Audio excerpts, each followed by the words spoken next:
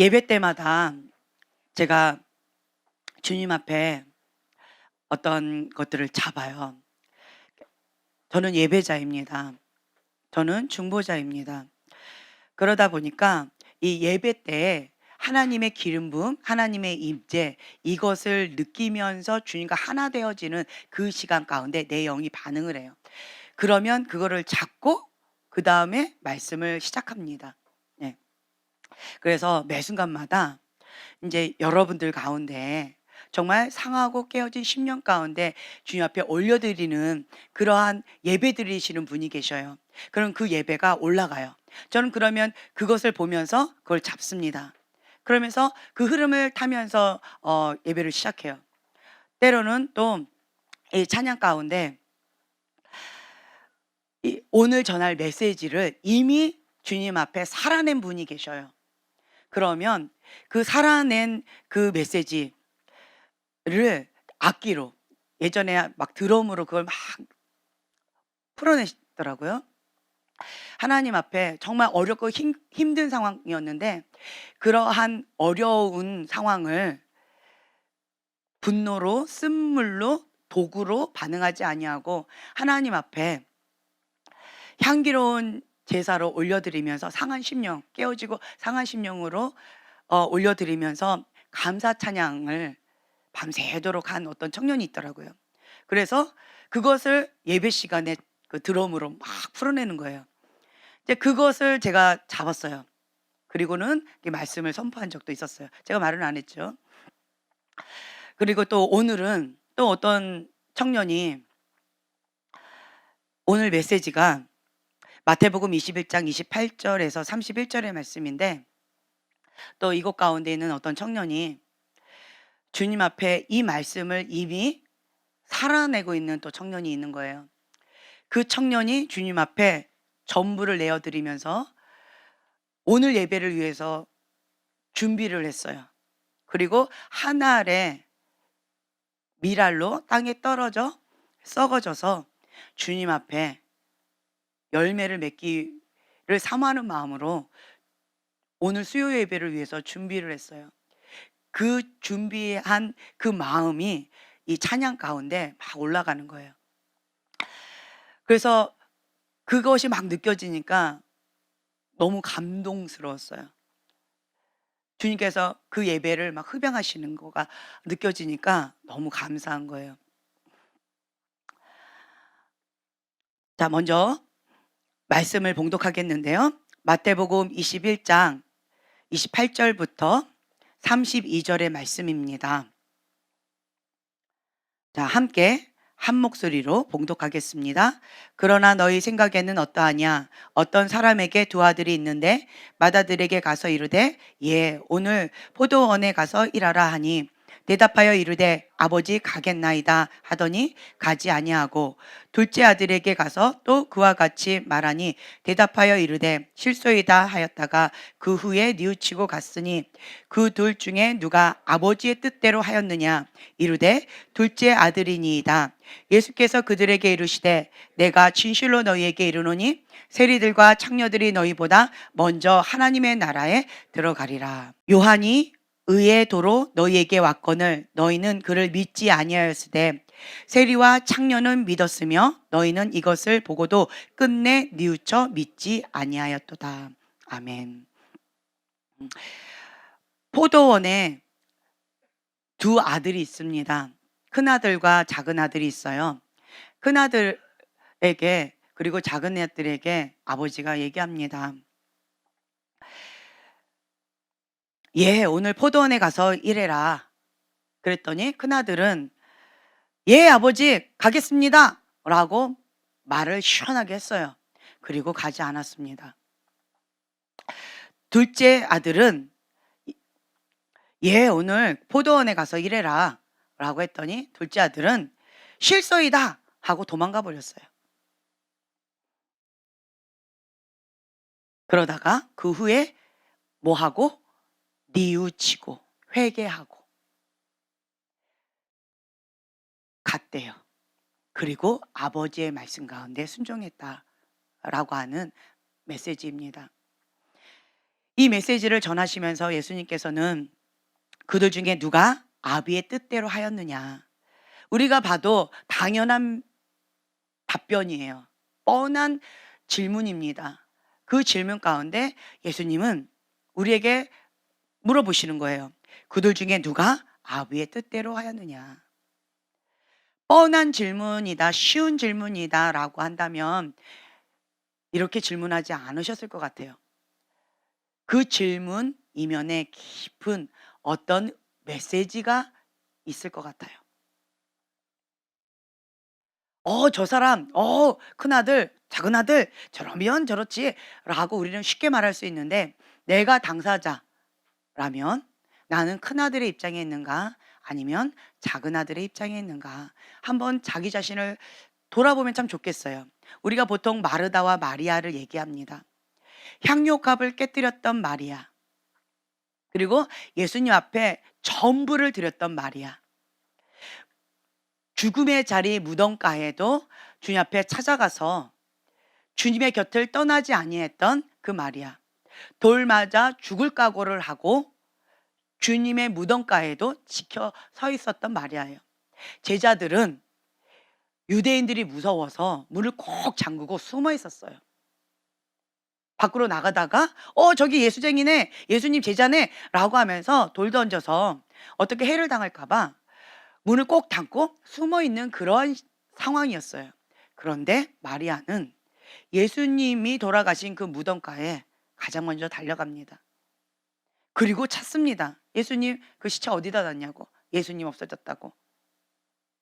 다른 제자들은 다 쉬쉬하면서 숨는데, 두려워 떠는데 마리아는 두려워하지 않습니다. 왜 두려워하지 않았을까요? 돌 맞아 죽을 수도 있었는데. 무엇이 마리아를 돌 맞아 죽어도 좋습니다라고 하는 그런 마음으로 그 두려움을 극복할 수 있는 그 사건이 뭐가 있었을까요?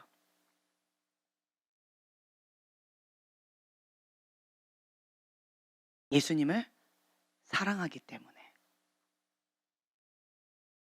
사랑하기 때문에 죽음도 두렵지 않다라고 하는 거예요.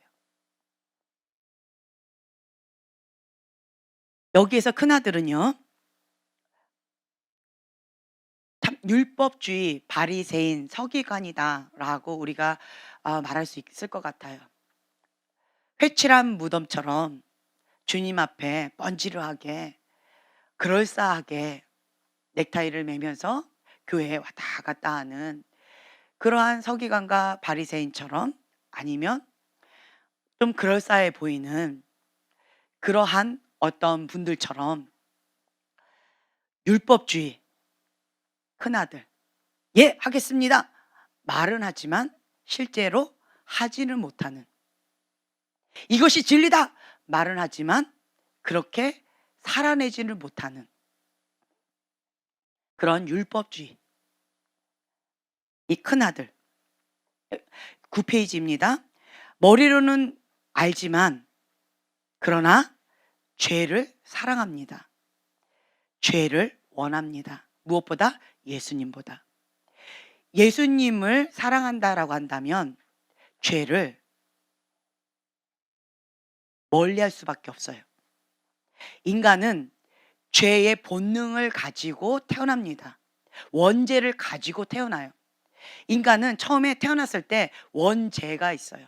죄성이 있습니다. 우리가 아직 죄인 되었을 때 주님께서 우리를 찾아오셔요. 우리를 위하여 피 한 방울 흘려주시고 우리를 구원시켜 주십니다. 우리가 아직 죄인 되었을 때.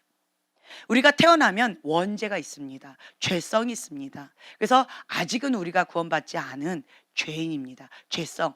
모두가 다 동일하게 죄성을 가지고 있습니다. 죄를 사랑합니다. 하나님보다 죄를 더 원합니다. 이것이 죄성이에요. 그런데 우리가 아직 죄인 되었을 때 주님이 찾아오셔요. 그리고 우리에게 주님께서 핏값으로 우리의 죄를 사해 주십니다. 로마서 5장 8절, 우리가 아직 죄인 되었을 때 그리스도께서 우리를 위하여 죽으심으로 하나님께서 우리에 대한 자기의 사랑을 확증하셨느니라. 아멘. 이 말씀, 이 말씀을 아멘하고 받아들인 여인이 있는 거예요. 20절에 율법이 들어온 곳은 범죄를 더하게 하려 함이라. 그러나 죄가 더한 곳에 은혜가 더욱 넘쳤나니. 이는 죄가 사망 안에서 왕노릇한 것 같이 은혜도 또한 의로 말미암아 왕노릇하여 우리 주 예수 그리스도로 말미암아 영생에 이르게 하려 함이니라. 아멘. 우리가 똑같은 죄인이에요. 큰 죄, 작은 죄는 그 10페이지에 보면 큰 죄 한번 볼까요? 한번 쭉 나와 있죠. 한번 그냥 쭉 한번 봉독하겠습니다. 에베소 4장 25절부터 계시록 21장 8절까지 한번 쭉 한번 한 목소리로 봉독하겠습니다. 그런즉 거짓을 버리고 각각 그 이웃으로 더불어 참된 것을 말하라. 이는 우리가 서로 지체가 됨이니라. 에베소 5장 18절 술 취하지 말라. 이는 방탕한 것이니 오직 성령의 충만을 받으라. 고린도전서 6장 18절 말씀 음행을 피하라. 사람이 범하는 죄마다 몸 밖에 있거니와 음행하는 자는 자기 몸에게 죄를 범하느니라. 에베소 4장 28절 말씀 도적질하는 자는 다시 도적질하지 말고 돌이켜 빈궁한 자에게 구제할 것이 있기 위하여 제 손으로 수고하여 선한 일을 하라. 요한일서 3장 15절 말씀 그 형제를 미워하는 자마다 살인하는 자니 살인하는 자마다 영생이 그 속에 거하지 아니하는 것을 너희가 아는 바라. 고린도전서 6장 9절에서 11절 말씀 불의한 자가 하나님의 나라를 유업으로 받지 못할 줄을 알지 못하느냐. 미혹을 받지 말라.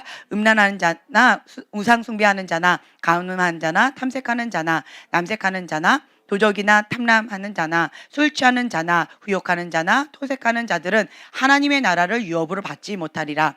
너희 중에 이와 같은 자들이 있더니 주 예수 그리스도의 이름과 우리 하나님의 성령 안에서 씻음과 거룩함과 의롭다 하심을 얻었느니라. 갈라디아서 5장 19절에서 21절 말씀 육체의 일은 현재 아니 곧 음행과 더러운 것과 호색과 우상 숭배와 술수와 원수를 맺는 것과 분쟁과 시기와 분냉과 당짓는 것과 불량과 이단과 투기와 술 취함과 방탕함과 또 그와 같은 것들이라.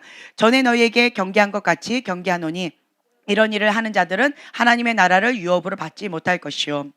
요한계시록 21장 8절 말씀 그러나 두려워하는 자들과 믿지 아니하는 자들과 흉악한 자들과 살인자들과 행음자들과 술객들과 우상숭배자들과 모든 거짓말하는 자들은 불과 유황으로 타는 못에 참여하리니 이것이 둘째 사망이라. 참 아멘하기가 두려운 말씀입니다. 하나님 나라를 유업으로 받지 못하는 죄에 대해서 이렇게 쭉 나와 있어요. 이러한 죄를 짓는 자들은 하나님의 나라를 유업으로 받지 못합니다. 그런데 나는 목사님이니까, 나는 장로님이니까, 나는 전도사님이니까, 나는 선교사님이니까, 나는 권사님이니까, 나는 교회를 50년 이상 다녔으니까 라고 하면서 어떤 직분이나 어떤 행위로 하나님의 나라를 유업을 받을 것이다 라고 착각하는 사람들이 참 많이 있어요. 의인은 없나니 하나도 없다. 우리가 다 죄인이다. 우리는 죄성을 갖고 있다 라고 하는 것에 있어서 합리화하면서 많은 사람들이 당연히 우리는 죄인이야. 그러니까 우리는 죄를 지을 수밖에 없어 라고 말을 합니다. 목사님들도 그렇게 말씀을 하셔요. 어떤 분들하고 제가 이제 대화를 할 때 그렇게 말씀하세요. 다만 우리가 죄인이지만 그렇지만 이런 말씀을 깨달음으로써 죄를 덜 짓게 되어지고 그리고 그 말씀을 선포하는 거다라고 이렇게 말씀하시는 분도 계셔요. 그래서 두렵고 떨리는 마음이 더 있는 것 같아요.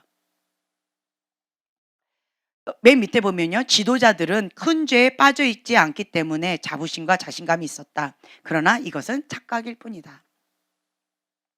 하나님 앞에 작은 자다, 큰 자다, 어떠한 직분, 그리고 교회를 다녔던 어떤 횟수, 나타나는 어떤 행위, 이거 갖고 하나님은 보지 않습니다. 하나님의 기준은 뭐냐? 성경 말씀이에요. 성경 말씀으로 주님께서 보십니다. 직분하고 상관이 없어요. 나이하고 상관이 없어요. 교회를 얼마나 오래 다녔느냐 상관이 없어요. 나이는 20살인데 3살처럼 하는 사람이 있고요. 나이는 뭐 50대인데 태아처럼 하는 사람도 있고요. 직분은 목사님인데 태아처럼 애기짓 하는 사람들도 있고요. 예. 나이는 80대인데 여전히 애기짓 하는 그런 사람들도 있고요. 이 영적인 나이와 이 속사람의 나이와 육적인 나이가 이게 각각 노는 사람들이 참 많이 있습니다. 사람은 겉모양으로 많이 속습니다. 그러나 하나님은 속지 않아요. 사단도 속지 않습니다. 여러분들이 아셔야 되는데 저보고 영의 세계와 현실의 세계 가운데 이 갭이 좀 큰 부분이 있어서 어떻게 지혜롭게 이것을 좀 조화롭게 잘 적응하면서 살 수 있을까? 참 고민이 참 많이 있는 거가 있어요. 제가 왜 현실 가운데 더 깊이 들어가지 아니하고 영적인 세계 가운데 더 깊은 관심을 갖고 그쪽으로 나아가게 됐느냐? 이유는 요거였어요. 육체의 눈으로 바라보면 그냥 겉모양으로 나타나는 것으로 우리는 쉽게 속는다라는 거예요. 자기도 속고 다른 사람도 속습니다. 그런데 영의 눈으로 보지요. 그러면 그 안에 있는 그 중심이 다 드러나요. 그 안에 있는 실상이 다 드러난다라는 거예요. 그리고 하나님은 그 중심을 보신다라고 하시는 거고요. 사단도 속지 않는다라고 하는 거죠. 제가 과거에 그 얘기를 했죠. 정말 유명하신 어떤 목사님이셨어요.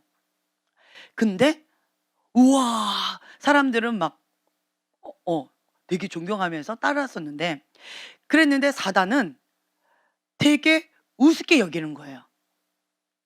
그래서 그것을 보면서 아니 저 사단이 진짜 겁도 없이 왜 저렇게 하나님의 귀한 종을 우습게 여기지? 정말 겁도 없다. 라고 그 사단을 대적하면서 기도를 했는데 근데 그 이유에 대해서 하나님께서 어떤 그림을 보여주셨어요. 그게 뭐였냐라고 한다면 이 하나님의 종이 마음이 교만하지요. 그러면 사단이 우습게 여기더라고요. 마음이 높으면 두려워하지 않아요. 우습게 여겨요. 그러니까 쉽게 여긴다라는 거예요. 쉽게 여겨요. 그리고 또 어떠한 분은 놀이개처럼 갖고 노는 게 있었어요. 아니 어떻게 감히 주의 종을 저렇게 함부로 놀이개처럼 갖고 노는가? 제가 막 분노하면서 대적하면서 쫓아냈었어요. 그런데 그걸 보니까 문이 열려 있어요. 죄의 문이. 그래서 죄의 포로가 되어 있는 거예요.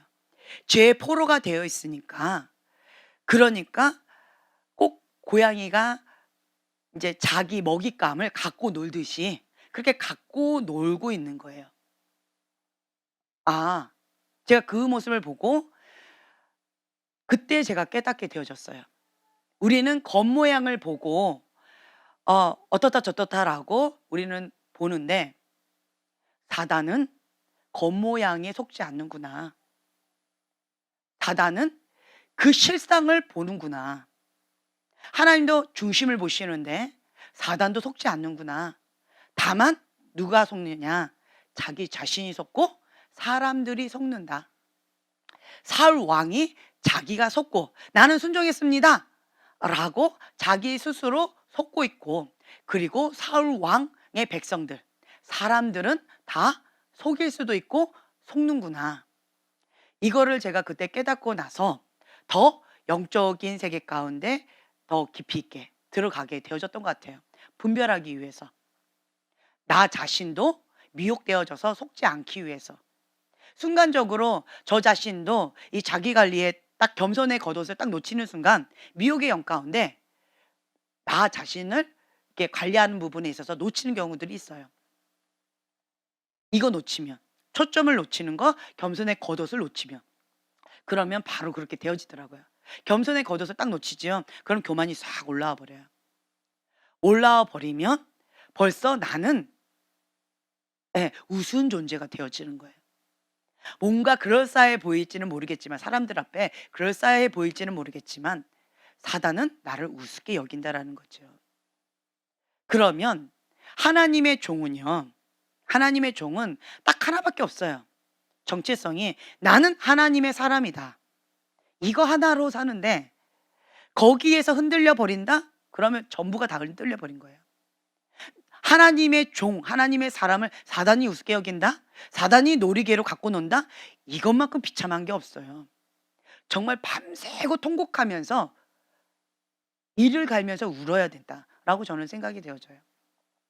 그래서 저는 그 부분에 있어서 하나님 앞에 나름대로 씨름하면서 살아가려고 노력하고 있는 것 같아요. 이게 그때의 계기가 되어졌어요, 그 사건이. 예. 그리고 또 이런 부분에 있어서 그 마음의 중심 가운데 하나님은 속지 않고 사단도 속지 않는데 나도 속지 말자. 그런 마음이 생겼어요. 다시 한번 말씀드리지만 하나님의 종, 하나님의 사람은 직분으로 하나님은 보지 않으신다는 거예요. 타이틀로 보지 않으신다라는 거예요. 오히려 타이틀이 하나님 앞에 나가는데 큰 장애물이나 걸림돌이 될 수 있다라고 하는 거예요. 예수님은 독사의 자식들아, 바리새인과 서기관들에게 말씀하셨어요. 그렇죠? 그렇지만 오히려 정말 우리가 이해되지 않게요.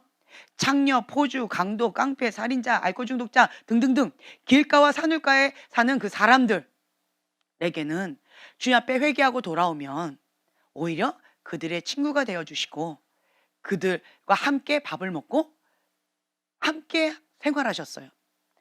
와, 죄인의 친구다. 창기들과 같이 논다. 라고 사람들이 손가락질했지만 열매를 보면요. 창기가 예수님을 만나면 창기짓을 멈춥니다. 회개했다는 얘기예요. 세리가, 죄인이 예수님을 만나면 그 죄된 행동을 스탑, 회개했다라는 거예요. 그리고 예수님의 제자의 길을 따라갔다. 다른 말로요. 예수님을 만나면 예수님처럼 닮아져 갔다. 라고 하는 거예요. 만약에 내가 누구를 만났는데 그 사람이 예수님처럼 닮아가지 않고 내가 그 죄인하고 닮아져 간다라고 한다면 그러면 그 관계가 어려워지겠죠. 이거는 같은 영이라서 노는 거예요. 제 말 이해가 됐어요? 세상 사람과 내가 같이 논다라고 하는 것은 내 안에 세상의 영이 있어서 같이 노는 거예요. 내가 죄인과 같이 노는 것은 내가 죄인이기 때문에 같이 노는 같은 영이라서. 내가 창기와 논다라고 한다면 내 안에 창기가 있기 때문에 같이 노는 거예요. 하지만 예수님은 달랐어요. 그들이 예수님처럼 변화되어졌다라고 하는 거죠. 하나님은 하나님의 사람, 하나님의 종, 직분과 타이틀로 말씀하지 않습니다. 나이로 말씀하지 않습니다. 교회 얼마나 다녔느냐? 이걸로 말씀하지 않는다라는 거예요. 근데 많은 사람들이 스스로 속고 스스로 속이고 있습니다. 제가 가장 훈련시키기 어려운 분들이 계셔요. 예, 교만한 사람들.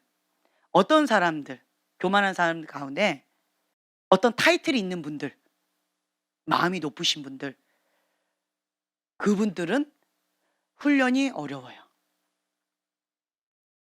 훈련이 어렵더라고요. 타이틀이 있으면 훈련 받으려고 하지 않아요.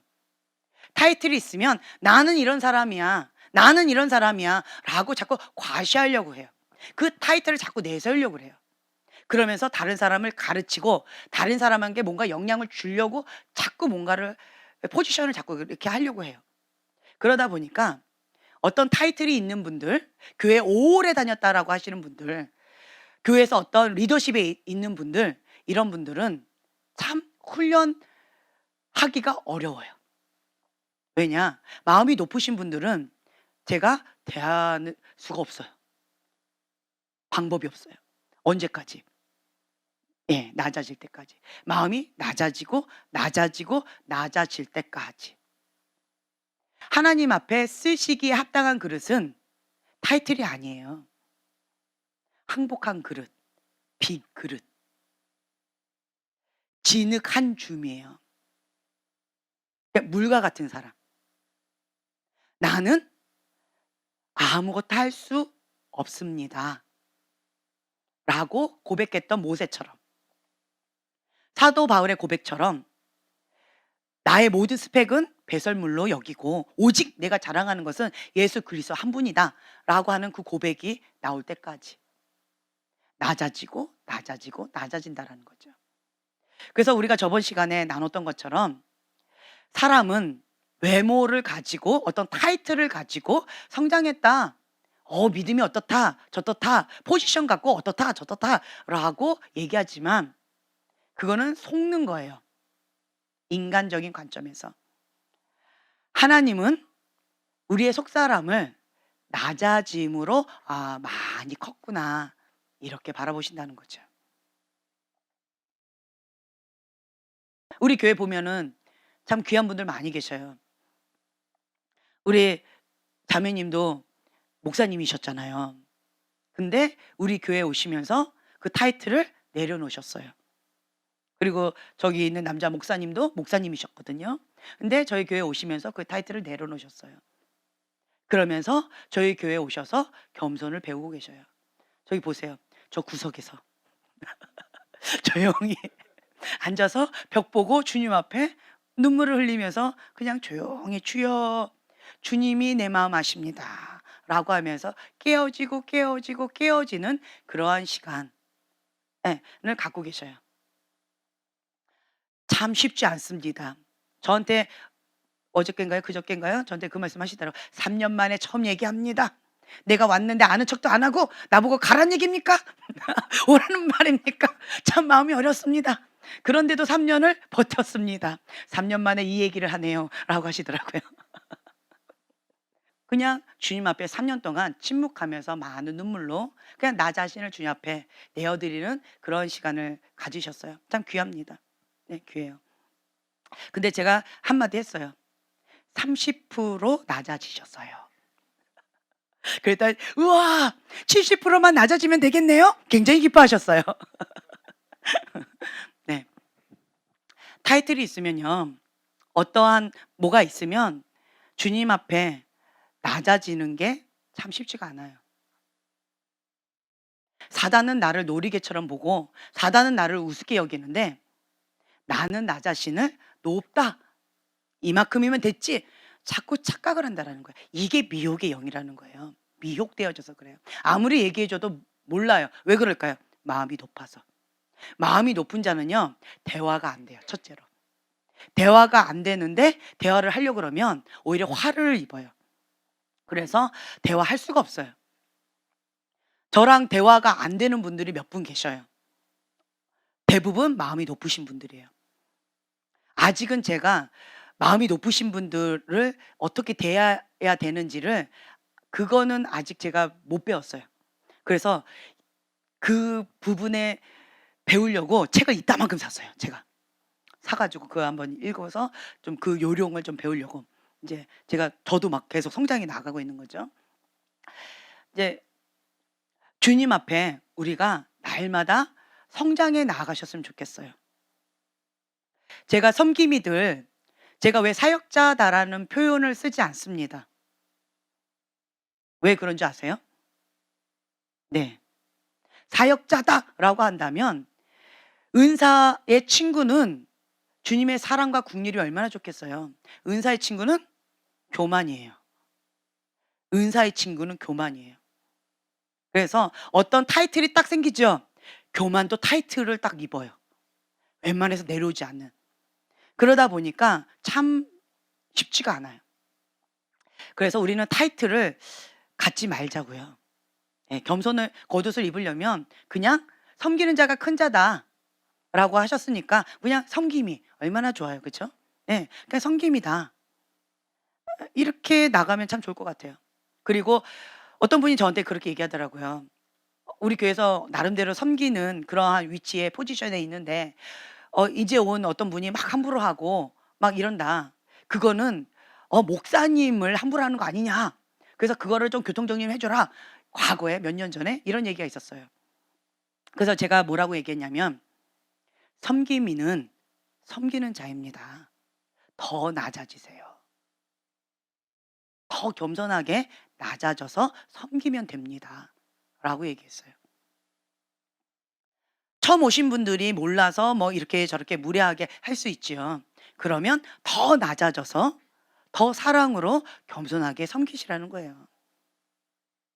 예전에 어떤 거가 있었냐면 젊은 청년이 있었어요.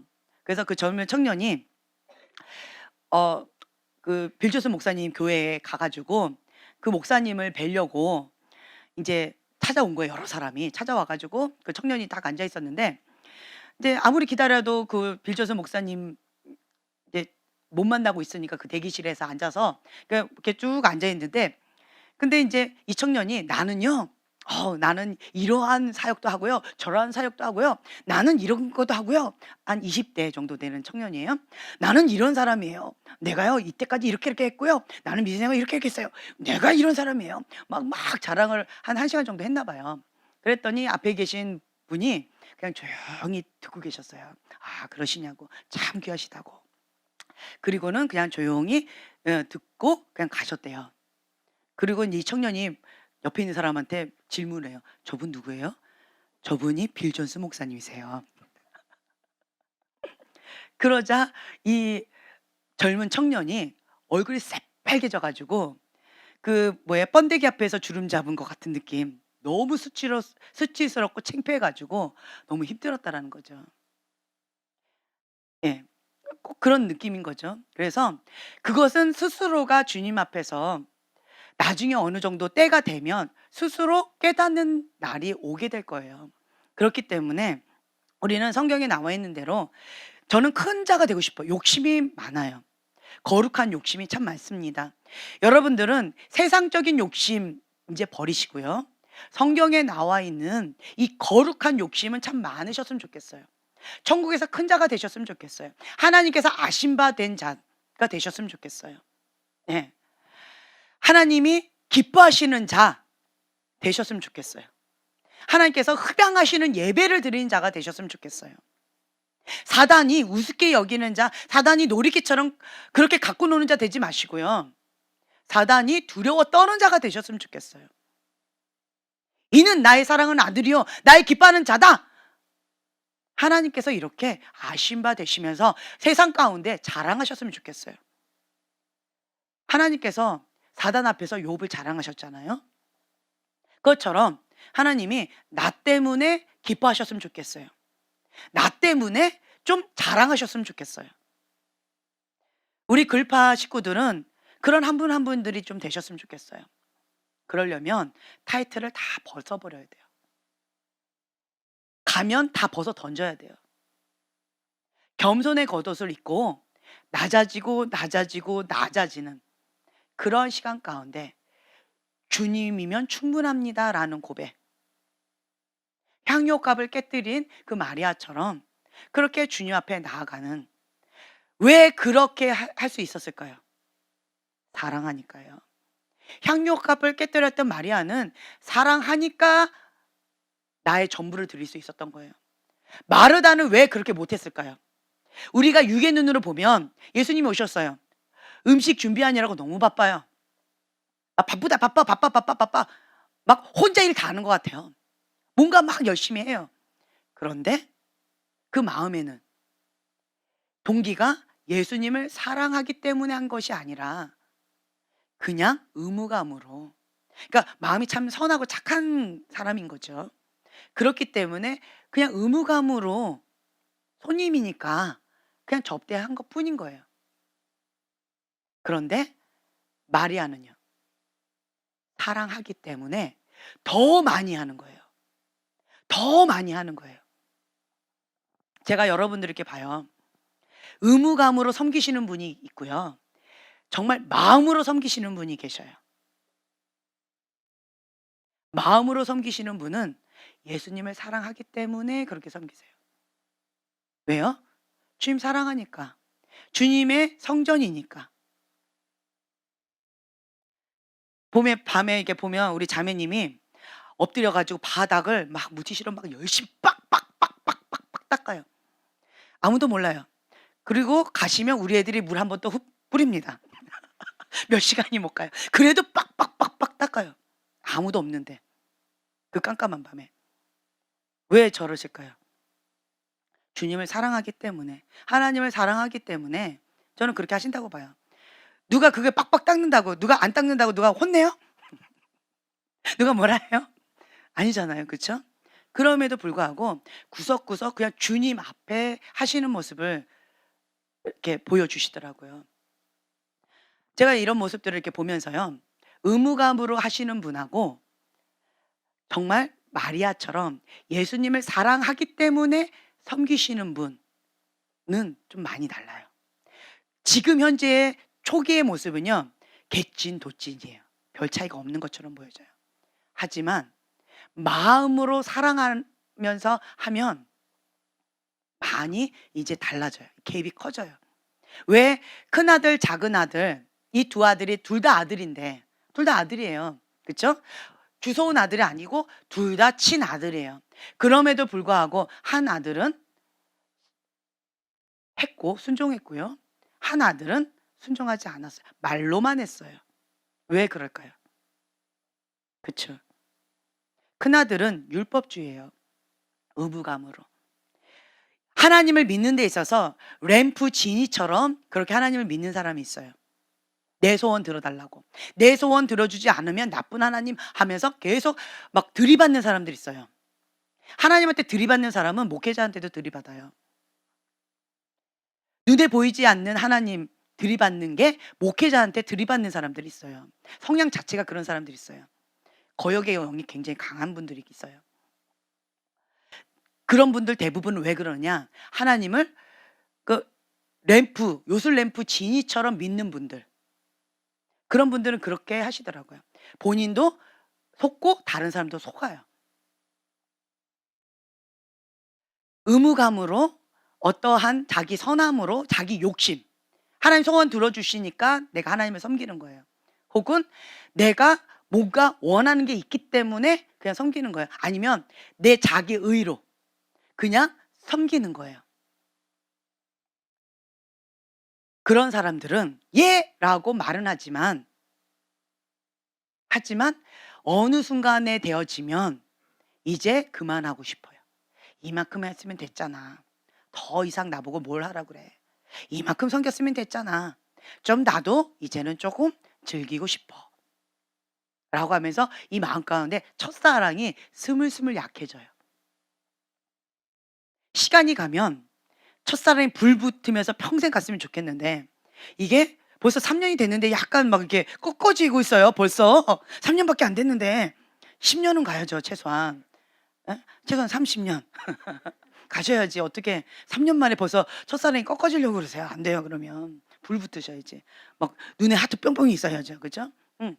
그러니까 근데 예수님을 사랑하고 첫사랑 가운데 막 불이 붙으면 좋겠는데 시간이 가면 갈수록 그 사랑이 이제 식어져 가고요. 이제 하나의 패턴이 되어지고 이제는 어떤 노하우로 신앙생활하거나 노하우로 가진 것들 가지고 그냥 섬기고 어떤 패턴으로 그냥 이렇게 하는 쉽게 하는 그런 것들이 있어요. 첫사랑이 있으면요. 이 달라요. 제가 저 자신을 보니까 처음에 이제 맨날 이렇게 뒤에서 조용히 섬기다가 갑자기 제가 맡게 됐잖아요. 누가 시키지 않아도 밤을 샐 수밖에 없었어요. 누가 시키지 않아도 금식할 수밖에 없었어요. 누가 시키지 않아도 하루에 10시간 이상 기도할 수밖에 없었어요. 네. 기도하지 않으면 여기에 올라올 수가 없었어요. 잠은 안 자도 기도를 해야 되는 거예요. 말씀을 일주일 내내 해요. 밤새고 들어요. 밤새고 먹어요. 그리고 준비하고 와요. 그리고 관계상이 딱 서면 주님이 딴 말씀 주셔요. 정말 험하고 마음이 어렵고 주님 날 갖고 노십니까? 이게 뭡니까? 막 이러면서 나름대로 이렇게 저렇게 씨름을 하다가 이제 좀 몇 달 됐잖아요. 이제 밤새지 않습니다. 이제 10시간씩 기도하고 여기 올라오지 않아요. 저 자신을 보면서 이 사람이 이제 어느 정도 했더니 어떤 패턴이 딱 생기더라고요. 요령이 생겨져요. 그리고 어떠한 이 감을 잡았어요. 이 감을 잡으니까 이제는 '아 이렇게 하면 되는구나.'라고 하는 흐름을 잡으니까 주님 안에서 자유가 있어요. 이 노하우가 생기니까. 그렇다고 해서 제가 긴장이 이게 풀어졌느냐? 아니에요. 그거는 아니에요. 긴장은 갖고 있어요. 왜냐하면 인제 시작했으니까. 이 초년생은 긴장이 바짝 서 있어요. 그래서 군인 처음에 딱 가면 어떻게 해요? "예 일병." 뭐 빡빡빡 이러면서 막 나간다 그러잖아요. 그것처럼 지금 이제 저는 초년생이니까 긴장이 딱 됐어요. 그리고 인제 흐름을 잡았으니까 이제는 어떤 생활 패턴 가운데 좀 지혜롭게 요령껏 좀 하려고. 우리 애들 밥을 먹고 사는지 공부를 하는지 어찌는지 석 달 동안 내팽개쳤어요. 아무것도 그냥 삶 가운데 이게 균형이 없었어요. 지금까지 잘 살아 줘서 그냥 잘 살고 있나 보다. 예. "엄마 배고파요." "네가 알아서 먹어." "엄마 밥 못 먹었어요." "엄마한테 그런 소리 하지 마. 그냥 밥 먹으면 돼." 뭐 이런 식으로 아주 강행 훈련을 석 달 동안 받으면서 이제 그거에 대한 마음의 여유가 없었어요, 제가. 근데 이제는 좀 어떤 정도 이렇게 생활을 하면서 할 수 있을 정도의 어떤 조금 자리가 잡히는 이제 그런 흐름이 좀 되어진 거죠. 그러다 보니까 제 마음 가운데 조금 기도의 어떤 것들이나 주 앞에 나가는 거에 있어서 조금 약간 처음에 그 처음만보다 조금 약간 요렇게 되어지는, 이렇게 되어졌다가 올라갔다가 되어졌다 올라갔다 지금 현재 이렇게 흐름을 타고 있는 저의 모습을 보면서 '아 사람의 마음은 진짜 간사구나.' 간절하고 다급하니까 주님 앞에 엎드렸다가 좀 어느 정도 살만하니까 느슨해졌다가, 느슨해졌다가 '어 이거 아니다.' 그러고 갑자기 또 엎드렸다가 또 쪼금 살만하면 좀 느슨해졌다가, 이게 인간이구나. 제가 그걸 좀 깨달아져요. 그래서 주님은 인생의 폭풍을 통하여서 천적을 통하여서 항상 우리가 깨어서 근신할 수 있도록 주님께서 알아서 안전망을 해 주시는구나. 겸손하게 주 앞에 나아갈 수 있도록 해 주시는구나. 이제 그런 마음이 좀 생겼어요. 너무 감사하죠. 그리고 또 이런저런 가운데 제가 막 정신없이 여기까지 달려왔는데 어떤 분이 저한테 그러시더라고요. "그동안 수고하면서 달려왔는데 정신없이 달려왔는데 너무 수고 많았다."고. 그 수고에 대한 어떤 선물이 좀 필요한 것 같다고. 가까이 있으면 선물을 좀 주고 싶은데 가까이 있지 못해서 선물을 주지 못해서 너무 안타깝다고. "천사가 나타나서 선물을 줘야 될 텐데." 누가 이렇게 말씀하셨어요. "아유 말씀이라도 감사합니다." 인제 이랬죠. 그랬는데 인제 그러고 나서 딱 봤는데 누가 선물을 갖다 놓은 거예요. 예. 예쁜 빵이랑 뭐 여러 가지로 누가 이렇게 딱 갖다 놓는 거예요. 순간 제가 뭐라고 말이 탁 나왔을까요? "천사가 왔다." 천사가 예쁜 빵이랑 예쁜 어떤 것들을 예쁘게 막 이렇게 하고 이렇게 갖다 놓은 거예요. "우와 천사가 왔다." 너무 예뻐 가지고 제가 또 막 사진 찍었죠. 그러다가 또 어떤 천사가 또 저한테 또 뭘 또 갖다 줬어요. "우와 천사가 또 왔다. 더블 포션이다." 막 이러면서 "오늘은 천사 잔치다. 정말 하나님께서 나를 위로해 주신다고 천사들을 계속 보내 주시는구나." 막 이런 마음이 있는 거예요. 그리고 또 어떤 분이 또 먹으라고 사과를 또 한 박스 또 보내 주셨더라고요. 또 제 마음에 또 뭐가 나왔을까요? '천사가 보냈다.' 우와 하나님께서 막 다양하게 천사들을 이렇게 파송하셔 가지고 막 이렇게 바쁘셨구나. 주님은 나를 사랑하시는구나. 주님은 나를 기억하고 계시는구나. 주님이 나와 함께 하시는구나. 이러면서 내 근처에 천사가 하나가 아니고 여러 명의 천사들이 둘러 진치고 있구나. 예. 나는 정말 사랑받고 있고 정말 사랑을 흘려보내는 통로가 되어줘야 되겠구나. 이제 그런 것을 오늘 다시 한번 깨닫는 그런 시간이 되어졌어요. 참 감사하죠. 매 순간마다 주님을 느끼면서 주님을 사랑하면서 살아가는 이런 마음 가운데 제가 이 말씀을 묵상하면서 '주님 저는 로마서' 아까 우리가 봉독했던 것처럼 로마서 5장 8절 우리가 아직 죄인 되었을 때 내가 아직 죄인 되었을 때 주님께서 나를 찾아오셨고 자기의 사랑을 확증하셨고 그 예수님의 사랑 때문에 내가 사랑의 빚진 자로서 나는 마리아, 향료값을 깨뜨린 마리아처럼 살고 있어요. 저는. 그 사건이 뭐냐? 제가 그때 말씀드린 거. 예수님은 모든 사람에게 피 한 방울 다 주셨어요. 근데 어떤 사람은 그 피 한 방울이 너무 큰 거예요. 근데 어떤 사람은 다 똑같이 준 거잖아. 나한테 뭐 특별하게 피 두 방울 준 것도 아니잖아. 그거 갖고 그래. 라고 반응하는 사람도 있어요. 어떤 사람은 그 피 한 방울 거부하는 사람도 있어요. 어떤 사람은 그 피 한 방울을 더럽히는 사람도 있어요. 예수님을 다시 십자가에 못 박는 사람도 있다라는 거죠. 다양한 사람들이 있는데 이 말씀을 준비하면서 제가 "저는 어떤 사람이지요?" 라고 했는데 저는 향료값을 깨뜨렸던 마리아처럼 주님 앞에 내 마음을 전부를 드렸 그런 마리아 그 주님의 사랑이 나한테는 너무 큰 거예요. 그 피 한 방울의 그 사랑이 그 예수님의 십자가의 사랑이 나한테 너무 큰 거예요. 그 너무 큰 사랑에 갚을 길이 없으니까 나는 그냥 전부를 드리는 거예요. 그래서 나는 하나님 앞에 사랑이 빚진 자입니다. 라고 하는 마음으로 주님을 섬기고 있더라고요. 그러면서 그 사랑을 받은 그게 언제지요? 지금 이 말씀 준비하면서 주님 앞에 물어봤을 때 한 장면이 딱 떠올랐어요. 대학교 3학년 때 제가 엄마 아빠 미워한 거 주님 회개합니다. 용서해 주세요. 엄마 아빠 미워한 거 주님 회개합니다. 용서해 주세요. 뭐 이러면서 제가 작전기도 했다고 그랬잖아요. 그때 그냥 의무감으로 회개의 영이 임해야 돼요. 회개의 영이 임하지 않으니까 그냥 입으로만 이렇게 "아 지겹다. 언제까지 이래야 돼? 엄마 아빠 미워한 거 용서해 주세요." 뭐 더 어떻게 하라고요 나보고. 막 이런 마음이 생기는 거야. "엄마 아빠 미워한 거 내가 잘못했다고요. 언제까지 이렇게 기도해야 돼요? 나는 여기에는 쌩한데 입으로는 하는데 쌩해요. 머리는 알겠는데 쌩해요. 엄마 아빠 미워한 거 내가 잘못했어요. 용서해 주세요."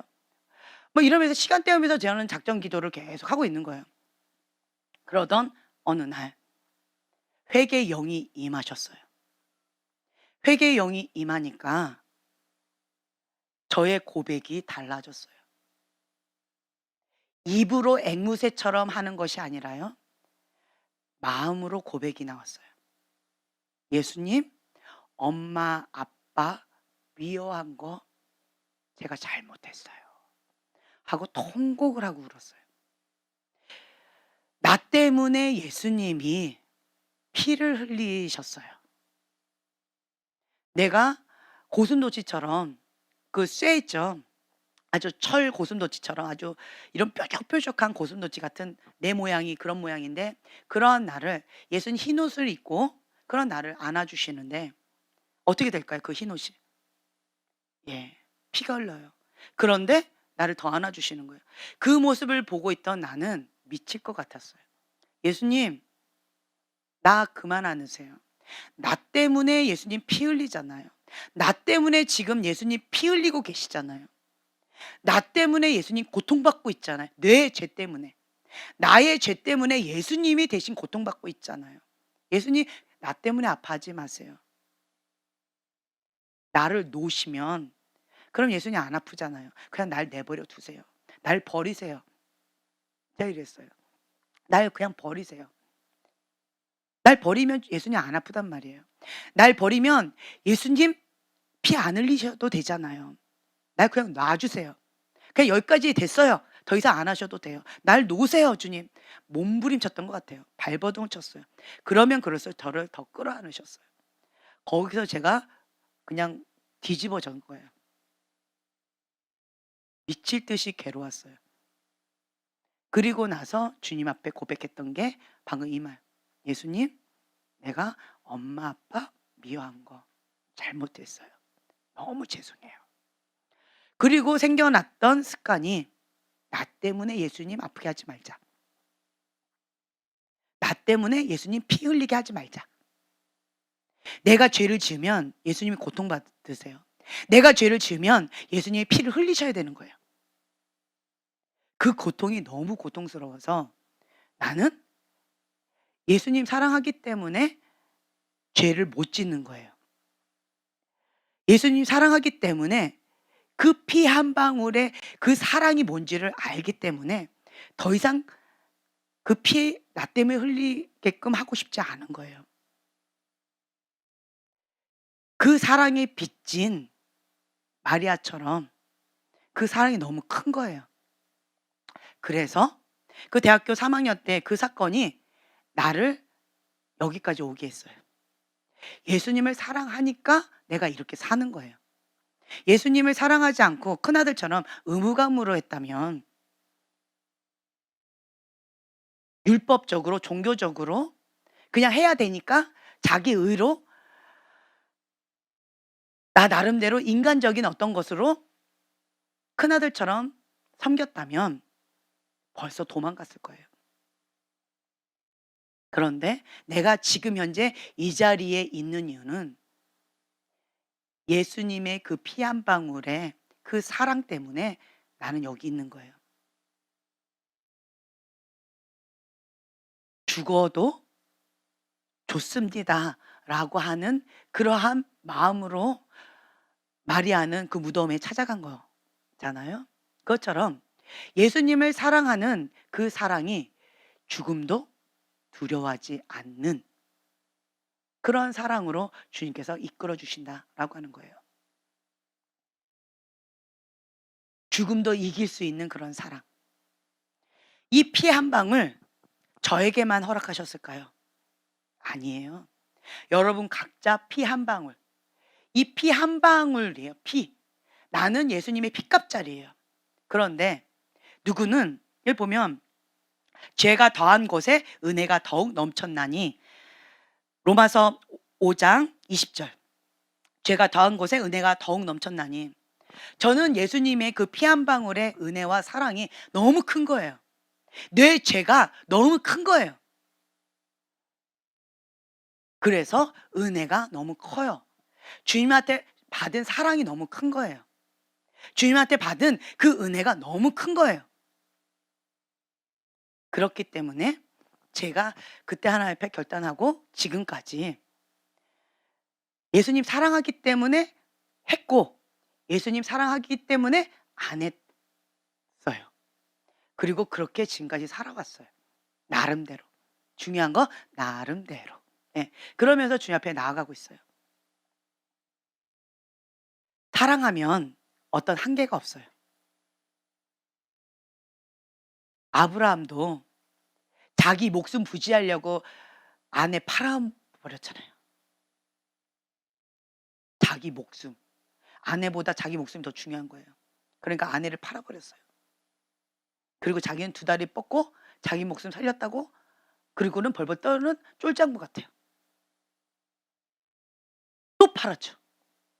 근데 아들도 아내를 또 팔아먹어. 보는 대로 다 배워요.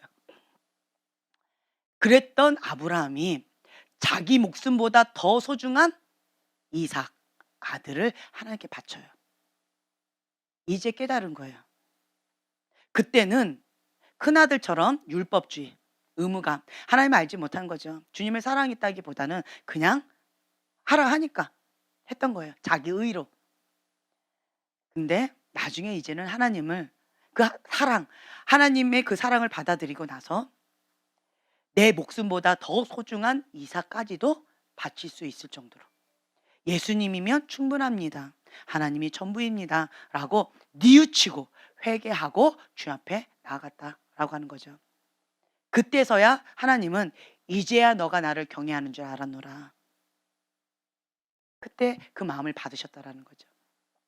그것처럼 하나님은요 의무감으로 율법주의적인 바리새인과 서기관처럼 그러니까 겉모양으로만 그럴싸하게 하는 어떤 타이틀로 회칠한 무덤처럼 그럴싸하게 하는 것 하나님은 가증하다, 역겹다. 그러니까 뜨뜻하든 그러니까 뜨겁든지 차갑든지 하지 않고 뜨뜻미지근한 거. 그거는 지금 뱉어버린다 하셨어요. 사람들을 속이면서 자기도 속이면서 그렇게 신앙생활하는 거 이제는 역겹다. 가증하다라고 하는 거예요. 우리는 사람의 종이 아니에요. 사람을 속이고 자기 자신을 속이는 삶은 이제 그만하셔야 돼요. 우리는 하나님의 사람, 하나님의 종이다라고 하는 거예요. 타이틀로 하나님 보이지 않으신다는 거예요. 나이로 하나님은 보이지 않으세요. 왜 저는 여러분들을 이렇게 섬길까요? 예. 하나님의 종이세요. 하나님의 사람이세요. 그렇기 때문에 제가 하나님의 사람으로, 하나님의 종으로 섬기는 거예요. 저는 여러분들을 그렇게 보고 있어요. 여러분은 하나님의 종이고요. 하나님의 사람이세요. 하나님은 타이틀로 보지 않으세요. 타이틀이 있어야만 하나님의 종이고 타이틀이 없으면 하나님의 종이 아니다. 하나님 그렇게 보지 않으신다고 봐요. 우리는 하나님의 종이고 하나님의 사람이에요. 단 교회 질서상 하나님께서 이거 질서를 세워 놓으셨어요. 그래서 목사님이다. 어떤 타이틀 이거는 하나님이 세워 놓으셨고 나의 종은 내가 다스린다라고 하셨기 때문에 그 부분에 있어서는 경계선을 그어 놓으셨기 때문에 그래서 그 경계선은 우리가 존중해 드려야 돼요. 그리고 저 때는 하나님의 종은 목사님은 신의 아들처럼 떠받들었어요.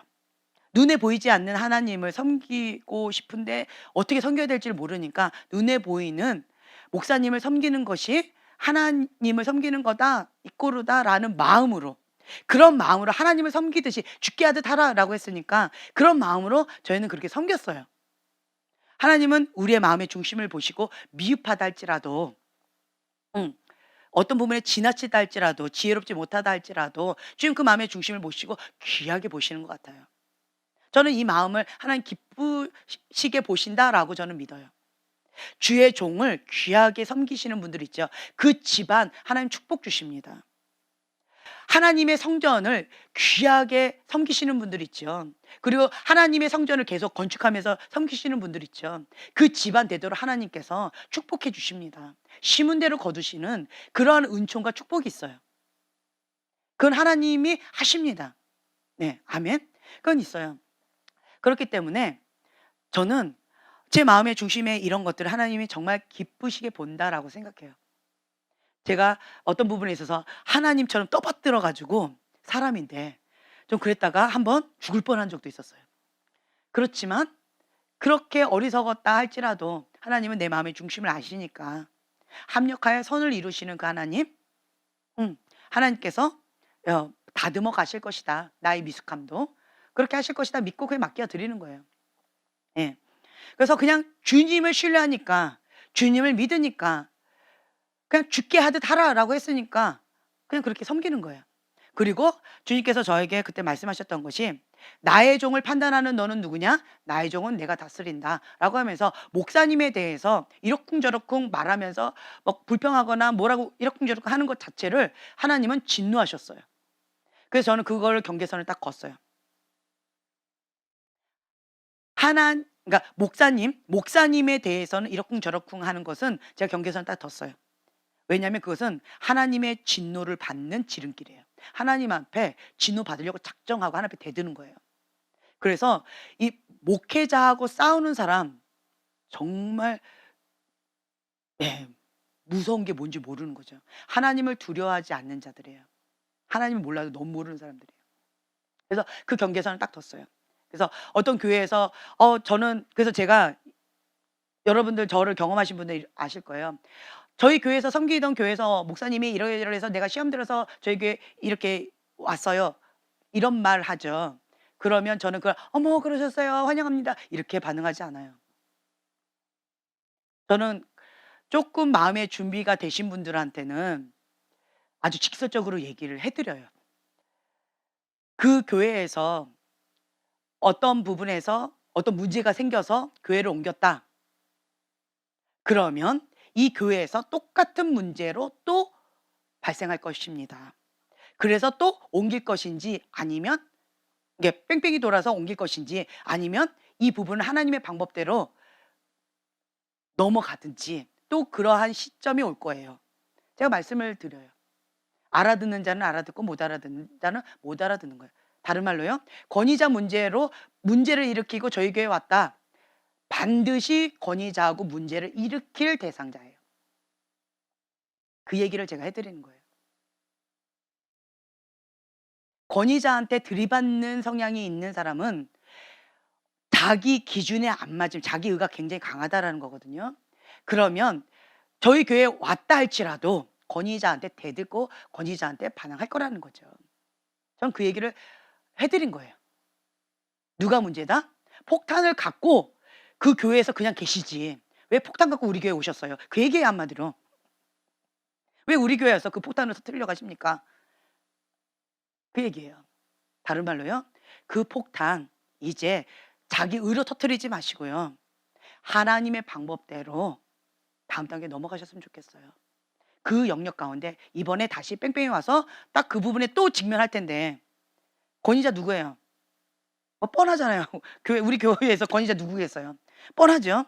그 권위자하고 문제가 부딪혔을 때 인간적인 의로 자기 의로 혈기로 가인의 분노로 반응하지 마시고 하나님의 방법으로 승리하셔서 다음 단계로 딱 넘어가셨으면 좋겠어요. 전 그렇게 말씀을 드려요. 들을 귀가 있는 자들한테는.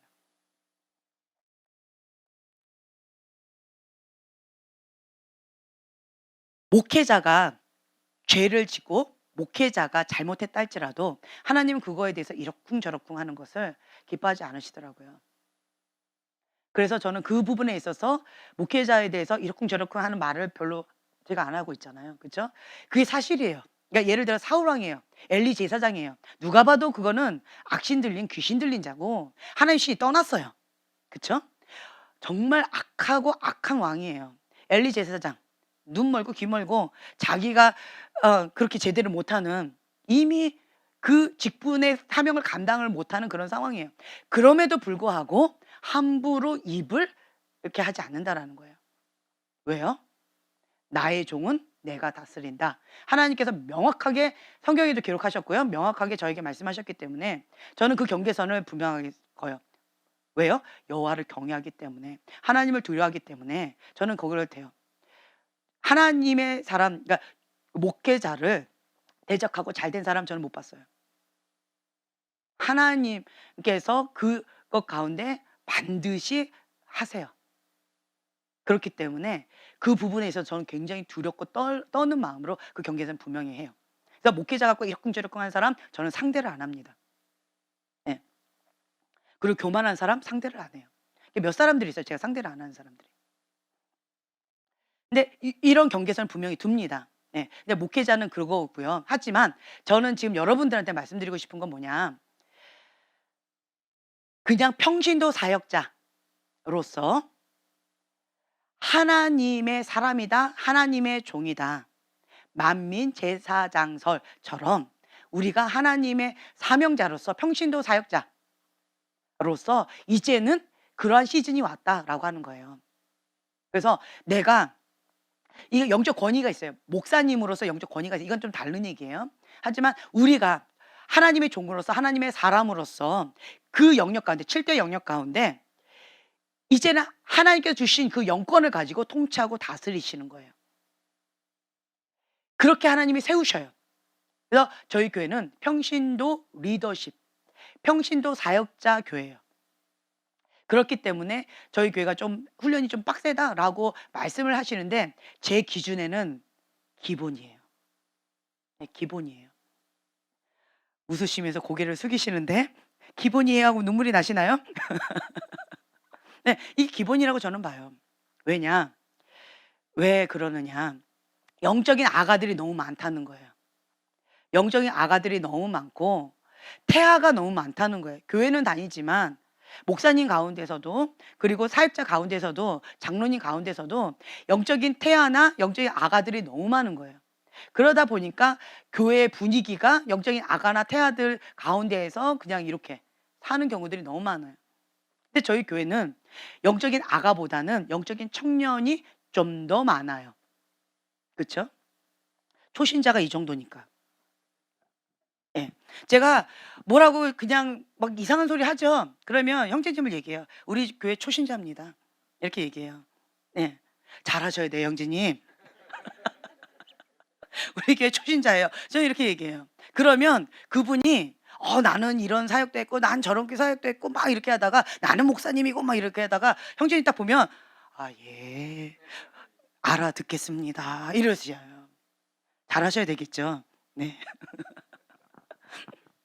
예. 아 그렇게 되어진다라는 거죠. 그러니까 우리 교회에서 딱 기본에 영적인 청년이 스타트예요. 예수님의 제자. 자기를 부인하고 자기 십자가를 지고 예수님의 제자의 길을 가는 삶. 이게 기본이라는 거죠. 예. 여기에서 시작해요. 영적인 아가에서 인제 탈피하자고. 영적인 아가는 너무 많아요. 그냥 "응애, 응애, 응애, 응애." 하고 막 다구다구다구 맨날 들이받고 싸우고 영적인 아가들. 맨날 그래서 문제가 많잖아요. 영적인 청년이 많으면 어떻게 될까요? 예. 싸울 일이 별로 없어요. 왜요? 영적인 아가를 품어 안아 주니까. 그리고 더 성숙할수록 고개를 숙이니까. 더 겸손하게 섬기니까. 익으면 익을수록 고개를 더 숙이고 섬기고 더 낮아지니까. 품어 안는 그릇이 더 넓어지니까 별로 소리가 없어요. 뭐 이러쿵저러쿵 하는 소리가 별로 없어요. 막 시끄럽게 막 어떻고 저떻고 막 이렇게 말이 많은 사람 있죠. 영적인 태아거나 영적인 아가예요. 빈 깡통이 요란해요. 그런데 영적인 청년으로 접어든 분들은 그냥 주님 앞에 조용히 엎드리게 되어져요. 근데 달라요. 왜 그러냐? 이제부터는 어떠한 의무감으로 큰아들처럼 의무감으로 주님을 섬기거나 사랑하거나 알라딘 램프 지니처럼 하나님을 생각하는 영적인 아가, 자기중심적인 그러한 삶에서 이제 탈피한다라는 거죠.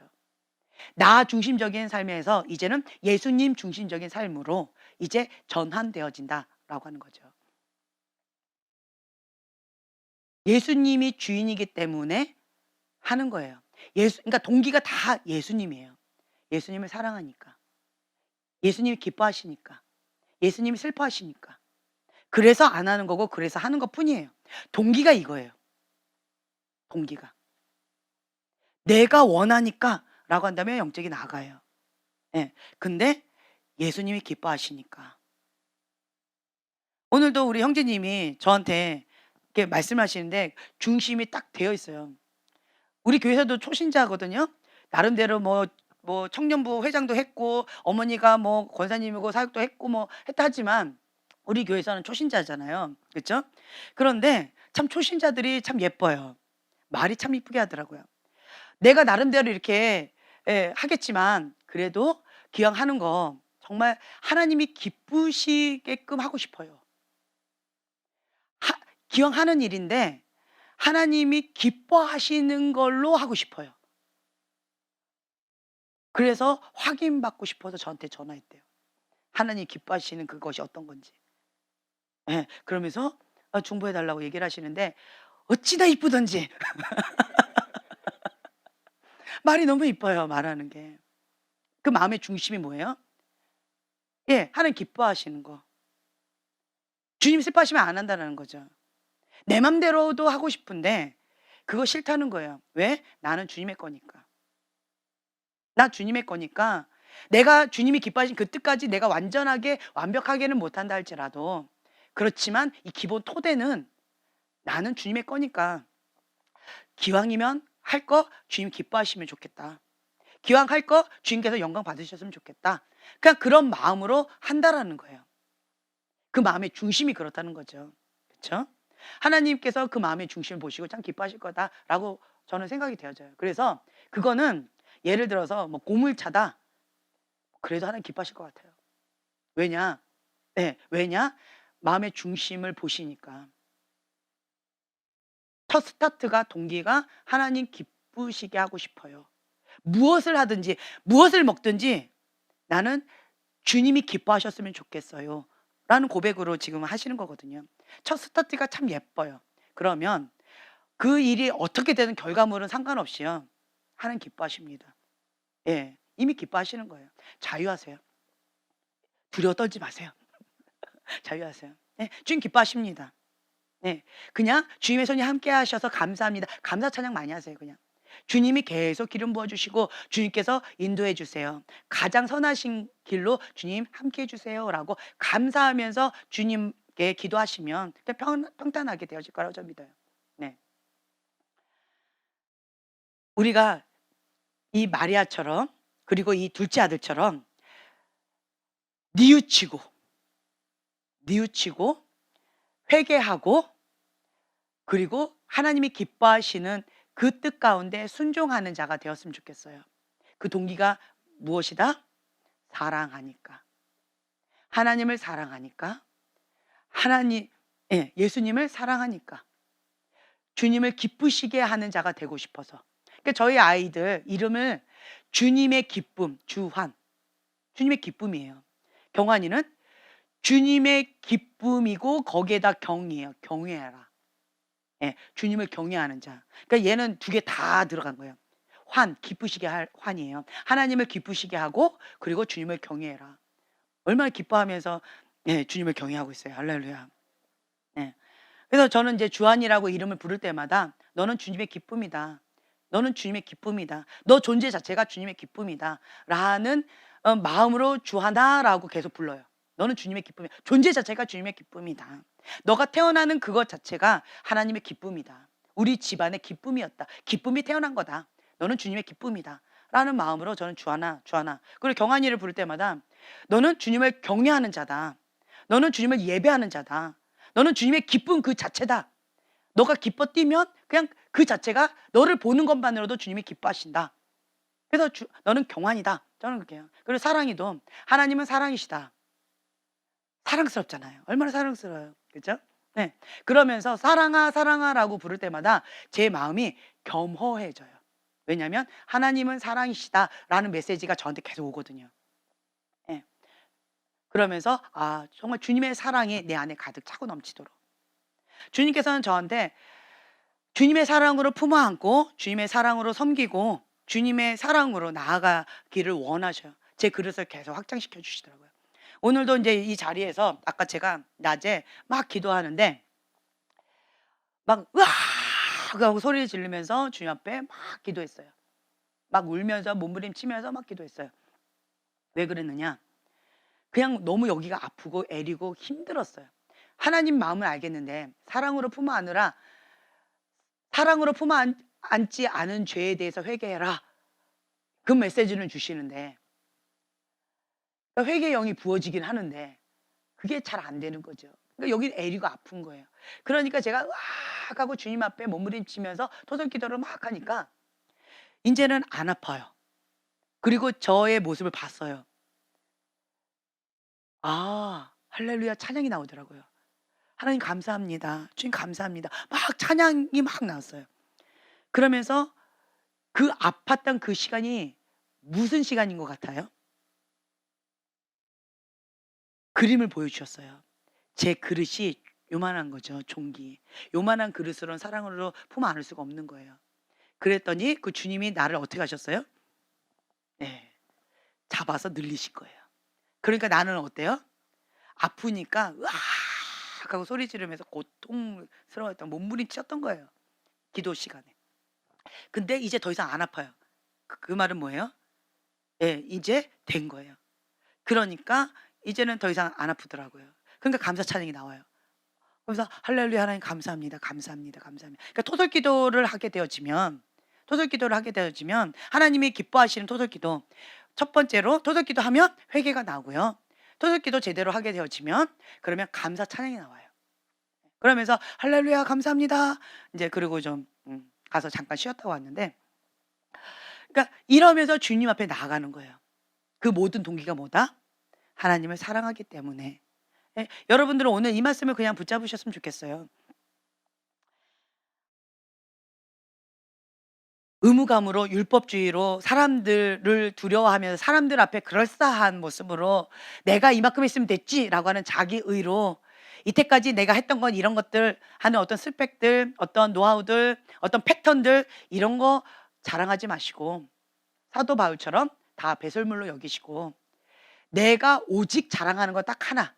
예수 그리스도 복음이다라는 거죠. 하나님의 아들 예수 그리스도 한 분만을 자랑하노라 라고 한 것처럼 그리고 어떤 문제만 딱 터지면 모세처럼 주님 앞에 바로 엎드리는 지혜. 그 동기가 뭐다?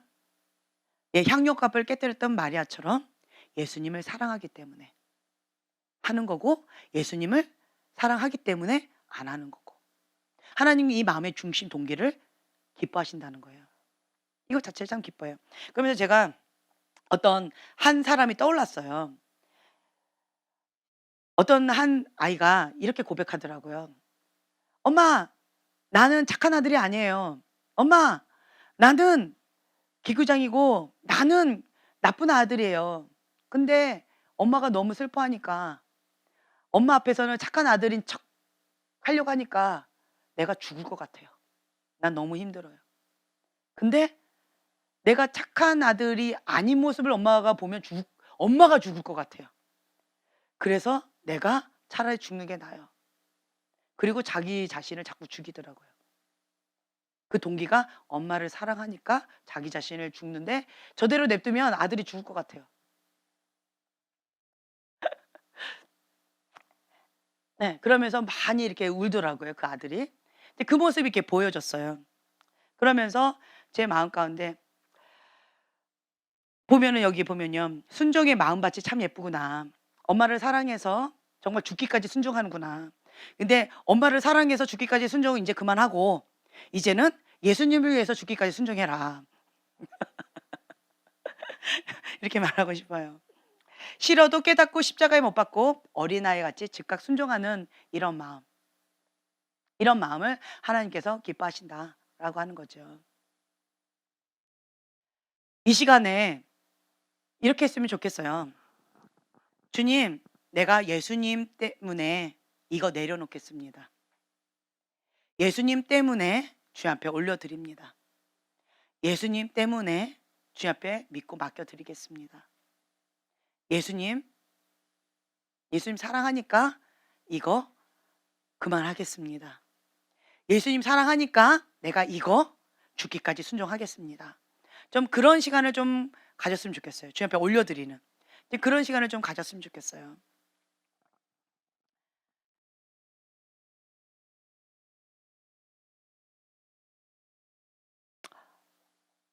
참 제가 오늘 찬양 이 시간 가운데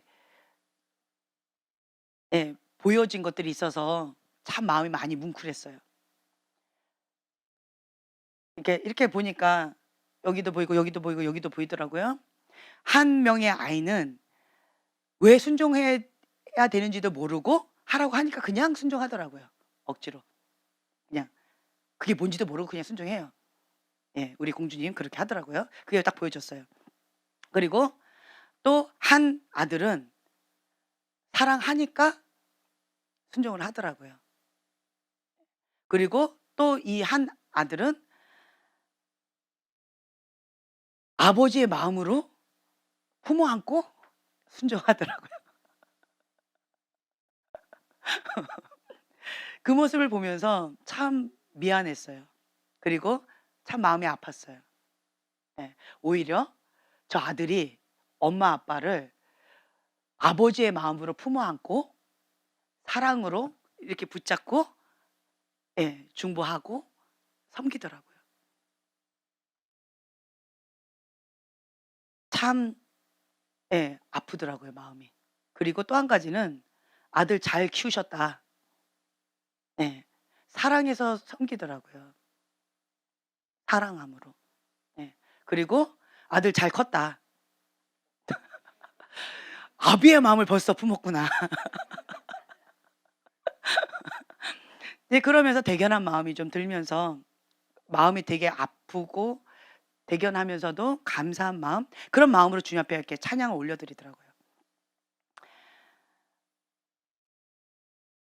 여러분들이 이 말씀을 좀 잡았으면 좋겠어요. 네, 주님, 제가 예수님을 사랑하기 때문에 순종합니다.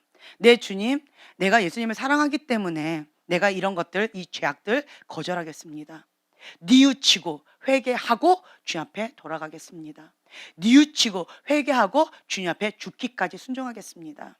주님의 기쁨이 되겠습니다. 주님을 경외하는 자로서 내가 예수님을 사랑하기 때문에 주님을 노래하겠습니다. 네, 그런 시간이 좀 됐으면 좋겠어요. 우리가 이 말씀을 붙잡고 주여 3번 부르짖고 기도하겠습니다.